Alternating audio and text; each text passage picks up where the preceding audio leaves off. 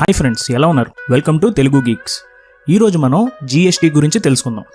అసలు జీఎస్టీ గురించి తెలుసుకోవాలంటే ముందు మనకి ట్యాక్స్ అంటే ఏంటో తెలియాలి. ట్యాక్స్ అంటే మనం గవర్నమెంట్కి కట్టే డబ్బులు. అలా కట్టిన డబ్బుల్ని గవర్నమెంట్ తిరిగి మన కోసం ఖర్చు పెడుతుంది. అసలు ఈ ట్యాక్స్ అనేది మనం ఎందుకు కట్టాలి? ఇప్పుడు మన దేశంలో మనం ఎక్కడికి వెళ్ళాలన్నా మనకి రోడ్స్ కావాలి, మనకి హెల్త్ బాగోకపోతే హాస్పిటల్ కావాలి, మన దేశాన్ని వేరే కంట్రీస్ నుంచి కాపాడుకోవడానికి ఆర్మీ కావాలి, ఏమైనా ప్రమాదం జరిగితే వెంటనే రెస్పాండ్ అయ్యే ఫైర్ ఫైటర్స్ కావాలి, తప్పు జరిగితే పోలీసులు కావాలి, న్యాయం కోసం కోర్టులు కావాలి. ఇలా మనం బ్రతకడానికి చాలా గవర్నమెంట్ సేవలు మనకు కావాలి. ఇవన్నీ గవర్నమెంట్ మెయింటైన్ చేయాలంటే గవర్నమెంట్కి డబ్బులు కావాలి. సో ఆ డబ్బుని మనం ట్యాక్స్ రూపంలో గవర్నమెంట్కి ఇస్తాం. ఆ డబ్బుతో గవర్నమెంట్ రోడ్లు, hospitals, fire station, police station, army, courts ఇవన్నీ మెయింటైన్ చేస్తుంది. అంటే మనం ఇచ్చే డబ్బు ఇండైరెక్ట్గా మన కోసమే అని అర్థం. సరే, ట్యాక్స్ అంటే ఏంటో తెలుసుకున్నాం, ట్యాక్స్ ఎందుకు కట్టాలో కూడా తెలుసుకున్నాం. అసలు ట్యాక్స్ ఎన్ని రకాలు? ట్యాక్స్ 2 రకాలు: direct tax, indirect tax. Direct tax అంటే మనం డైరెక్ట్గా గవర్నమెంట్కి కట్టే tax. For example income tax, corporate tax, property tax, ఇలా అనమాట. డైరెక్ట్ ట్యాక్స్ అనేది ఎంత సంపాదిస్తే అంత ఎక్కువ కట్టాలి. ఇప్పుడు నెలకి 1,00,000 సంపాదించేవాడు కొంచెం ఎక్కువ ట్యాక్స్ కడతాడు, 10,000 సంపాదించేవాడు కొంచెం తక్కువ ట్యాక్స్ కడతాడు. అలాగే ప్రాపర్టీ ఎక్కువ కొనేవాడు ఎక్కువ ట్యాక్స్ కడతాడు, తక్కువ కొనేవాడు తక్కువ ట్యాక్స్ కడతాడు. సో డైరెక్ట్ ట్యాక్స్ అనేది మన సామర్థ్యం మీద ఆధారపడి ఉంటుంది. ఇండైరెక్ట్ ట్యాక్స్ అంటే మనం ఏమైనా వస్తువు కొన్నా, ఏమైనా సర్వీస్ యూజ్ చేసినా కట్టే ట్యాక్స్.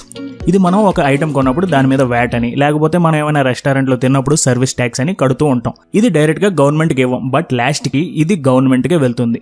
ఇండైరెక్ట్ ట్యాక్స్లో చాలా ట్యాక్స్లు ఉన్నాయి. అందులో కొన్ని ఏంటంటే service tax, VAT, excise duty, additional duty, entertainment tax, sales tax, luxury tax, ఇలా చాలా రకాలు ఉన్నాయి. ఇప్పుడు మన కథలో మెయిన్ హీరో జీఎస్టీ దగ్గరికి వద్దాం.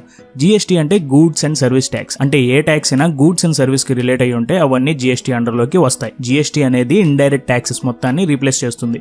అసలు జీఎస్టీ ఎలా పనిచేస్తుందో తెలియాలంటే మనం ముందు మన ట్యాక్స్ సిస్టమ్ గురించి తెలుసుకోవాలి. మనకి ప్రతి బిజినెస్ లో ఒక మ్యానుఫ్యాక్చరర్, డిస్ట్రిబ్యూటర్, రిటైలర్, కన్జ్యూమర్లు ఉంటారు.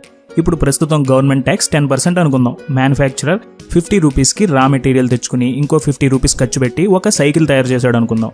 అప్పుడు అది డిస్ట్రిబ్యూటర్కి అమ్మేటప్పుడు 50 + 50 = 100 రేట్కి 10% ట్యాక్స్ కలిపి, అంటే 100లో 10% అంటే 10 రూపీస్, టోటల్ 110 అవుతుంది. ఈ 110కి డిస్ట్రిబ్యూటర్కి అమ్మేస్తాడు. ఇప్పుడు ఈ సైకిల్ని తీసుకువెళ్ళిన డిస్ట్రిబ్యూటర్ ఇంకో 20 రూపాయల లాభం వేసుకుని దానికి మళ్ళీ 10% ట్యాక్స్ కలిపి 130 + 13 = 143కి రిటైలర్కి అమ్మేస్తాడు. అలా రిటైలర్ దగ్గరికి వెళ్ళిన సైకిల్కి మళ్ళీ రిటైలర్ ఇంకో 20 రూపాయల ప్రాఫిట్ మార్జిన్ వేసుకుని దాంట్లో మళ్ళీ 10% ట్యాక్స్ వేసి 163 + 16.3 = 179.3కి కన్జ్యూమర్కి అమ్మేస్తాడు. ఇది ప్రస్తుతం మన ఇండియాలో జరుగుతున్న ట్యాక్స్ సిస్టమ్. ఇక్కడ మనం చూస్తే ట్యాక్స్ అనేది ప్రతి దశలోనూ యాడ్ అవుతుంది. దీన్నే క్యాస్కేడింగ్ ట్యాక్స్ అంటారు. ఈ క్యాస్కేడింగ్ ట్యాక్స్ వల్ల ప్రతి ఒక్కరూ ప్రతి దశలో ఆల్రెడీ కట్టిన ట్యాక్స్ మీద మళ్ళీ ట్యాక్స్ కడుతున్నారు. జీఎస్టీ దీనికి కళ్ళెం వేస్తుంది. ఎలా అంటే ఇప్పుడు ఇదే ఎగ్జాంపుల్ని జీఎస్టీ వచ్చాక చూస్తే సేమ్ అలాగే రా మెటీరియల్ కాస్ట్ 50కి మ్యానుఫ్యాక్చరర్ తెచ్చుకుని మళ్ళీ మ్యానుఫ్యాక్చరింగ్ కాస్ట్ వేసుకుని, అంటే 50 అనుకుందాం, టోటల్ 100 అవుతుంది. ఇప్పుడు దీంట్లో జీఎస్టీ కూడా 10% అనుకుందాం. కానీ జీఎస్టీ ఓన్లీ అతని మ్యానుఫ్యాక్చరింగ్ కాస్ట్ మీదే పడుతుంది. అప్పుడు 50లో 10% అంటే 5 రూపీస్. సో ఇప్పుడు టోటల్ వాల్యూ వచ్చి 100 + 5 = 105కి డిస్ట్రిబ్యూటర్కి అమ్మేస్తాడు. డిస్ట్రిబ్యూటర్ 105కి సైకిల్ని కొనుక్కుని 105 + 20 అతని ప్రాఫిట్ మార్జిన్ వేసుకుని 125కి ఇప్పుడు మళ్ళీ 10% జీఎస్టీ తన ప్రాఫిట్ మార్జిన్లో పడుతుంది. అంటే 20 రూపీస్లో 10% అంటే 2 రూపీస్.